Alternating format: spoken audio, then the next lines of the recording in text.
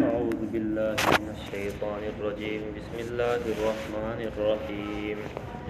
إنا أعطيناك الكوثر فصل لربك وانحر إن شانئك هو الأبتر صدق الله العظيم.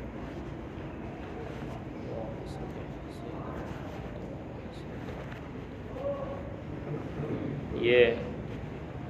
سورہ کوثر ہے جو میں نے ابھی آپ کے سامنے تلاوت کی ہے، اور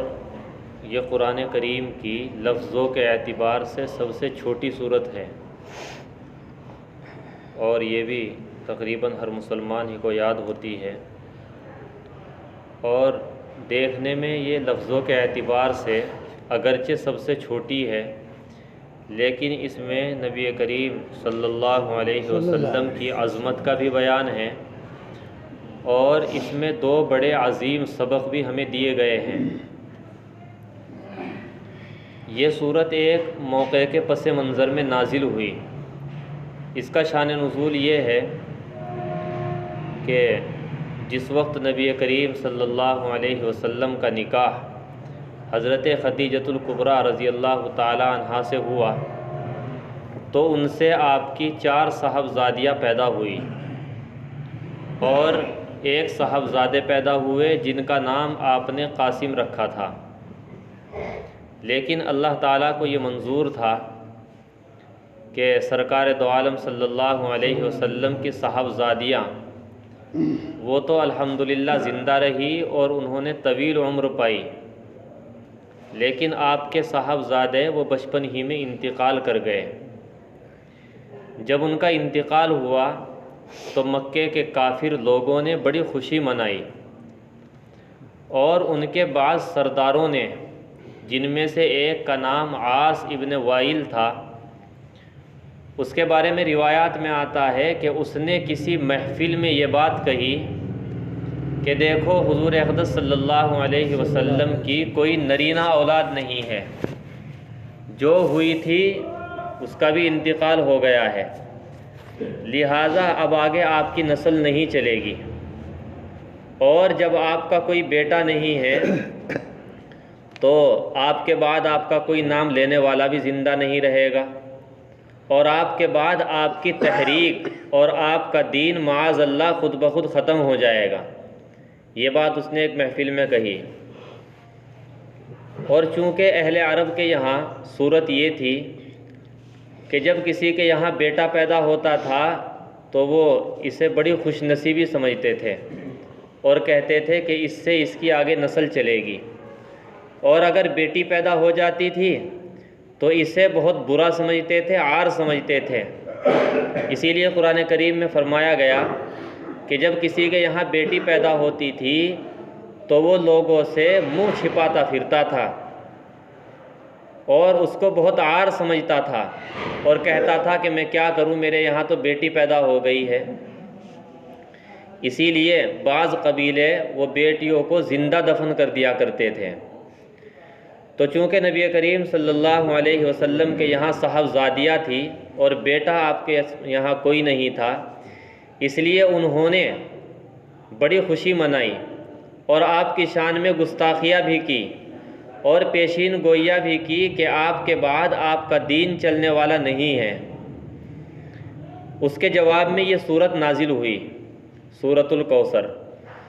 اور ایک حدیث میں حضرت انس رضی اللہ تعالیٰ عنہ فرماتے ہیں کہ ایک مرتبہ نبی کریم صلی اللہ علیہ وسلم تشریف فرما تھے، تو آپ پر ایک کیفیت طاری ہوئی، وہ کیفیت جو آپ کے اوپر وحی کے نازل ہونے کے وقت طاری ہوا کرتی تھی۔ جب آپ پر وحی نازل ہوتی تھی تو آپ پر غشی کی سی کیفیت طاری ہوتی تھی۔ حضرت انس فرماتے ہیں کہ وہ کیفیت آپ پر طاری ہوئی، جب وہ کیفیت آپ سے دور ہوئی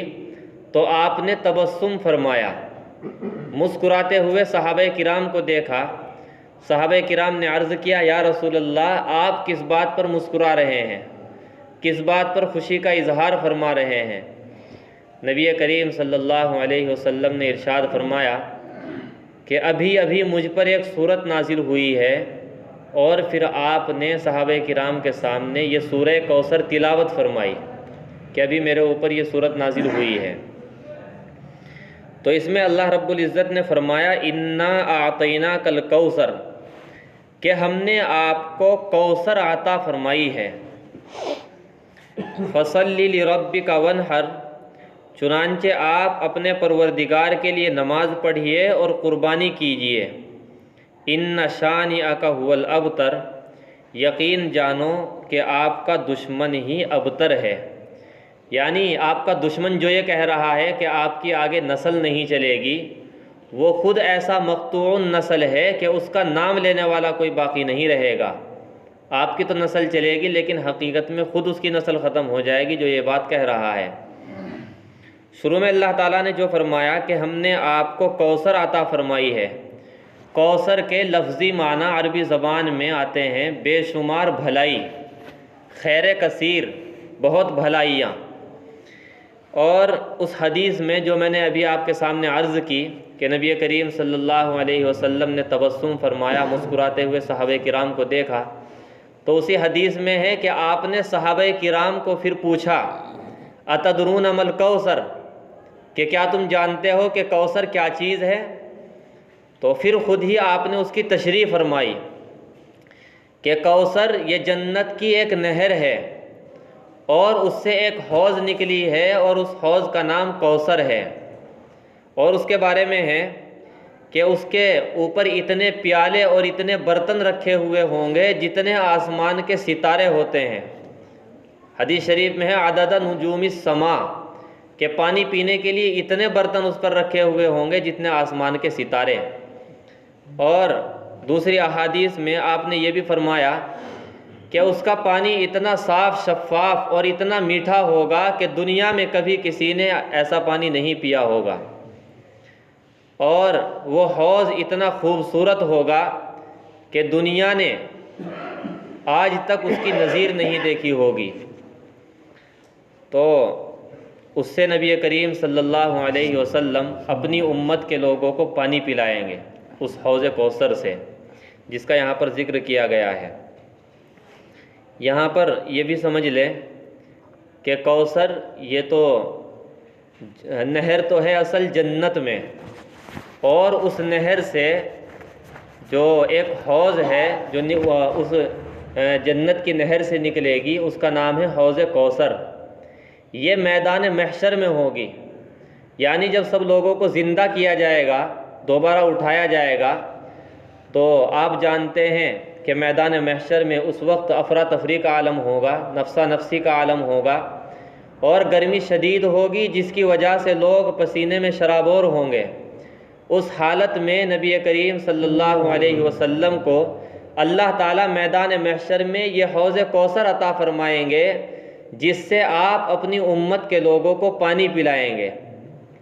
اور یہ حوض میدان محشر میں ہوگی، لیکن جنت سے اوپر سے اس پر 2 پرنالے گر رہے ہوں گے جو اس حوض کو بھر رہے ہوں گے، اور آپ اپنی امت کے لوگوں کو اس سے پانی پلا رہے ہوں گے۔ تو اللہ رب العزت نے فرمایا انا اعطیناک الکوثر، یقین جانو ہم نے آپ کو کوثر عطا فرمائی۔ کیا مطلب؟ یعنی یہ جو یہ کہہ رہے ہیں کہ آگے آپ کے نام لینے والے نہیں رہیں گے آپ کے بعد میں، اور آپ کی نسل نہیں چلے گی، تو آپ کی نسل تو اس طرح چلے گی کہ دنیا کے ختم ہونے کے بعد بھی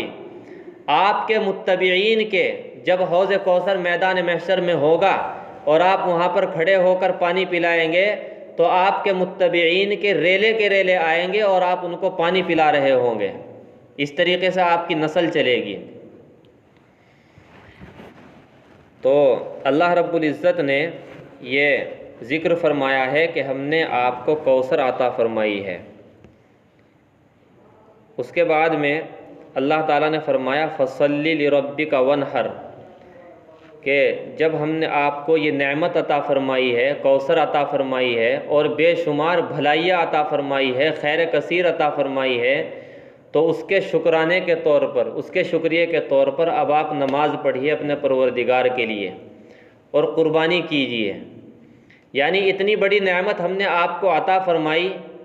تو اس کا شکریہ یہ ہے کہ آپ اس کے شکرانے کے لیے اللہ رب العزت کے لیے نماز پڑھیے اور قربانی کیجیے، یعنی اپنے آپ کو اللہ رب العزت کی عبادت میں مشغول کر لیجیے۔ اور چونکہ عبادتوں میں سب سے عظیم عبادت نماز ہے،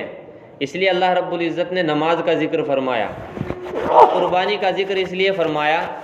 کہ کافر لوگ بھی قربانیاں کیا کرتے تھے، لیکن وہ جو قربانی کرتے تھے وہ اپنے بتوں کو خوش کرنے کے لیے کیا کرتے تھے، ان کے نام پر کیا کرتے تھے، جو انہوں نے طرح طرح کے نام بتوں کے رکھ رکھے تھے، کسی کا نام لات تھا، کسی کا نام عزا تھا، کسی کا نام منات تھا، کسی کا نام حبل تھا، ان کے نام پر وہ قربانیاں کیا کرتے تھے۔ تو اللہ رب العزت نے آپ کو قربانی کا حکم دیا، تو اس میں تعلیم یہ ہے کہ آپ اپنے پروردگار کے لیے قربانی کیجئے، تاکہ ان بت پرستوں کے غلط طریقے کے بجائے آپ صحیح طریقہ دنیا والوں کے سامنے اور اپنی امت کے سامنے پیش کر سکیں۔ اسی لیے قربانی میں یہ سنت قرار دیا گیا ہے کہ جب آدمی قربانی کرے تو اس وقت پڑھے ان صلاتی و نسکی و محیای و مماتی للہ رب العالمین، کہ میری نماز بھی اللہ کے لیے ہے، میری قربانی بھی اللہ کے لیے ہے، میرا جینا اور مرنا بھی اللہ کے لیے ہے، رب العالمین کے لیے ہے، اسی لیے سنت قرار دیا گیا ہے۔ تو اس دوسری آیت میں فصلی لربک ونحر، کہ آپ اپنے پروردگار کے لیے نماز پڑھیے اور قربانی کیجیے، اس سے دو باتیں معلوم ہوئیں۔ ایک بات تو یہ کہ انسان کوئی بھی عبادت کرے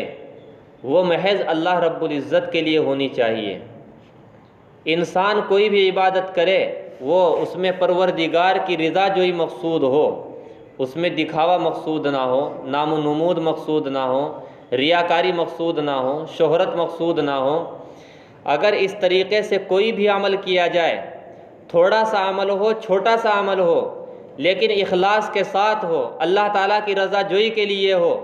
تو وہ تھوڑا سا اور چھوٹا سا عمل بھی اللہ تعالیٰ کے یہاں بڑا کارآمد ہے، اللہ تعالیٰ کے یہاں اس کی بڑی قیمت ہے۔ اور اگر عمل تو بہت بڑا ہے لیکن دکھاوا مقصود ہے، شہرت مقصود ہے، اور اللہ تعالیٰ بچائے ریاکاری مقصود ہے، تو پھر وہ بڑے سے بڑے عمل کی بھی اللہ تعالیٰ کے یہاں کوئی قیمت نہیں ہے۔ قربانی میں آدمی اپنی حیثیت کے مطابق چھوٹا سا جانور، سستا سا جانور قربان کر دے، لیکن اخلاص کے ساتھ میں کرے، اللہ تعالیٰ کو خوش کرنے کے لیے، اس کے رضا کو حاصل کرنے کے لیے کرے، تو وہ سستا سا جانور بھی اللہ تعالیٰ کے یہاں اس کی بڑی قیمت ہے۔ اور اگر کوئی بہت بڑا جانور خریدا لیکن مقصود یہ ہے کہ دنیا والے واہ واہ کریں کہ تم نے تو بڑا شاندار جانور خریدا ہے، بڑا شاندار جانور قربان کیا ہے، مقصود شہرت مقصود ہے، ریاکاری مقصود ہے، تو اس بڑے سے بڑے جانور کی قربانی کی بھی اللہ تعالیٰ کے یہاں کوئی قیمت نہیں ہے، کوئی وقت نہیں ہے۔ تو پہلی تعلیم تو اس دوسری آیت سے ہمیں یہ ملی کہ انسان جو بھی کام کرے، جو بھی عبادت کرے، وہ محض اللہ تعالیٰ کی رضا جوئی کے لیے کرے، اخلاص کے ساتھ کرے، اس میں کوئی ریاکاری یا دکھاوا مقصود نہ ہو۔ اور دوسری تعلیم اللہ رب العزت نے اس میں ہمیں یہ دی کہ اللہ تعالیٰ نے نبی کریم صلی اللہ علیہ وسلم کو حکم دیا کہ ہم نے آپ کو بے شمار بھلائیاں، بے شمار نعمت عطا فرمائی ہے، تو آپ اپنے پروردگار کے لیے نماز پڑھیے۔ تعلیم یہ ہے کہ انسان کو جب بھی کوئی نعمت حاصل ہو، خاص طور سے جب کوئی بڑی نعمت حاصل ہو، ویسے تو ہر وقت انسان کے اوپر اللہ تعالیٰ کی نعمتیں برس رہی ہے، اور 24 گھنٹے میں کوئی لمحہ ایسا نہیں ہے جس میں آدمی کسی نعمت سے فائدہ نہ اٹھا رہا ہو۔ اس وقت ہم زندہ بیٹھے ہوئے ہیں، اللہ کی بہت بڑی نعمت ہے۔ ہم صحت مند ہیں، اللہ کا شکر ہے، کوئی بیماری نہیں ہے، بہت بڑی نعمت ہے۔ ہماری زبان صحیح کام کر رہی ہے، کان صحیح کام کر رہے ہیں، آنکھیں صحیح کام کر رہی ہے، اللہ تعالیٰ کی بہت بڑی نعمت ہے۔ تو ہر وقت ہم نعمتوں میں پل رہے ہیں، تو زبان سے تو آدمی ہر وقت اللہ تعالیٰ کا شکر ادا کرے، اللہم لک الحمد ولک شکر۔ لیکن جب کوئی بڑی نعمت حاصل ہو خاص طور سے، تو اللہ رب العزت کی طرف سے تعلیم یہ ہے کہ اس وقت شکرانے کے طور پر اللہ رب العزت کی بارگاہ میں نماز بھی پڑھنی چاہیے، جسے شکرانے کے نوافل ہمارے یہاں کہا جاتا ہے کہ کوئی نعمت حاصل ہوئی ہے تو شکرانے کے نفل آدمی پڑھے، تو یہ شکرانے کے نفل بڑی عظیم نعمت ہے۔ اور اگر آدمی کسی نعمت کے حاصل ہونے پر یہ نماز پڑھے شکرانے کے لیے تو امید ہے کہ اللہ تعالیٰ اس نعمت میں اور اضافہ فرماتے ہیں۔ لئن شکرتم لازیدنکم، اگر تم شکر ادا کرو گے تو میں نعمتوں میں اور اضافہ کر دوں گا، ان نعمتوں کو اور بڑھا دوں گا۔ تو دوسری تعلیم یہ دی کہ جب بھی کوئی نعمت حاصل ہو تو صرف زبان سے شکریہ ادا کرنے کے ساتھ ساتھ